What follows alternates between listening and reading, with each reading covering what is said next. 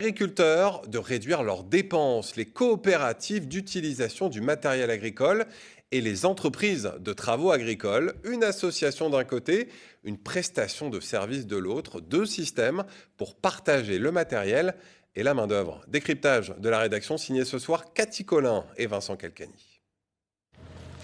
Cet épandeur à fumier n'appartient pas à Tony. Tout comme les moissonneuses, ensileuses ou certains tracteurs, il l'emprunte. Il évite ainsi des prêts de plusieurs centaines de milliers d'euros, du stockage et de l'entretien pour des machines qui ne servent parfois que quelques jours dans l'année.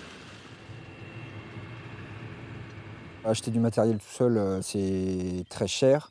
Donc en fait, le fait de l'avoir à plusieurs, ça permet de diluer le coût du matériel. Donc c'est la première chose. Et puis après, ça permet aussi d'avoir du matériel un peu plus spécifique qu'on ne pourrait pas s'acheter tout seul.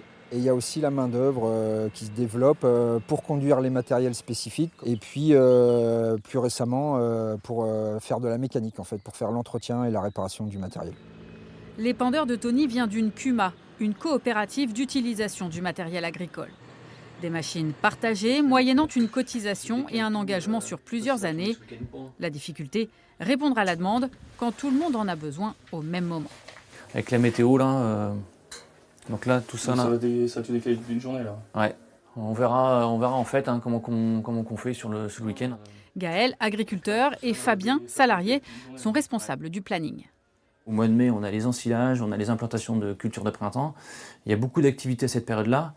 Et les gens sollicitent aussi les salariés pour la conduite. Donc il y a beaucoup de demandes en même temps. Donc pour pallier à tout ça, on fait des réunions en général hebdomadaires où on se réunit, nous, tous les agriculteurs adhérents, utilisateurs de matériel. Et on planifie le matériel pour optimiser l'utilisation. La mécanisation, c'est un quart des charges d'une exploitation avec des prix en hausse de 30% sur 5 ans. Pour le patron de l'Union des CUMA des Pays de la Loire, le partage du matériel est une clé pour la transmission des exploitations. Pour le jeune ou moins jeune, parce qu'il y a des moins jeunes qui s'installent aussi aujourd'hui, ça fait moins de capitaux à mettre sur la table. Et en plus, une CUMA, ça crée une dynamique de territoire avec un groupe d'hommes et de femmes dans un territoire. Pour quelqu'un qui s'installe, c'est vachement important. Un peu plus loin, autre modèle, une entreprise de travaux agricoles. Là, pas d'adhérents, mais une prestation de services et des clients. Pas moins de 9 moissonneuses à disposition avec chauffeur. Les tracteurs servent aussi en forêt ou aux travaux ruraux pour assurer leur rentabilité. Maxime, éleveur bovin, est adhérent à une CUMA, mais il trouve ici un autre matériel et une garantie de disponibilité. En parallèle, on doit suivre le travail avec les animaux sur l'élevage. On est en pleine période de vélage. On est souvent aussi en période d'irrigation pour le maïs.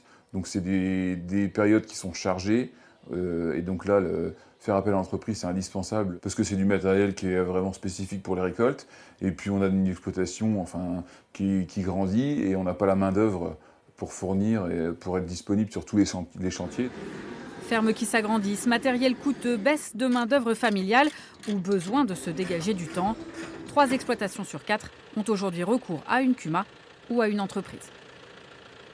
Et Cathy Collin nous a rejoint sur ce plateau. Bonsoir Cathy. Bonsoir Mathieu. On vient de voir votre reportage. Ces deux exemples, c'est une forme d'externalisation du travail agricole, de sous-traitance ? Oui, avec deux démarches différentes. Les CUMA sont coopératives, asyndicales, gérées par les agriculteurs eux-mêmes. Elles ne génèrent pas de bénéfices, tandis que les ETA sont des entreprises privées qui répondent à la demande d'une clientèle. Les deux systèmes coexistent en Pays de la Loire puisque nous avons à la fois de l'élevage et des cultures. Difficile d'être à la fois au champ et à la traite.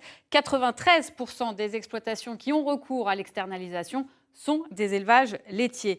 Résultat, 1 millier de CUMA dans notre région. Au départ, on l'a compris, c'est pour les machines, pour le matériel, mais aujourd'hui, environ 500 salariés y travaillent et 1 millier également d'entreprises, avec cette fois-ci près de 6000 salariés, principalement des mécaniciens et des chauffeurs.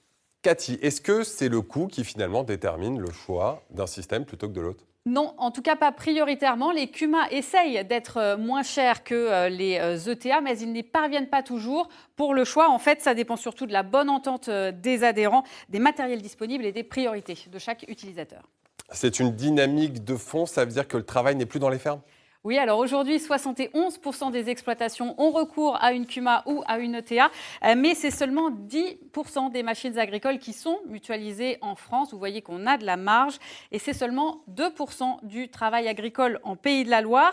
La main-d'œuvre reste majoritairement familiale, c'est 61% du travail dans les exploitations. C'est un chiffre qui est en baisse de 8% sur 10 ans, à comparer avec les emplois revendiqués par les entreprises de travaux agricoles, plus 60% sur la même période.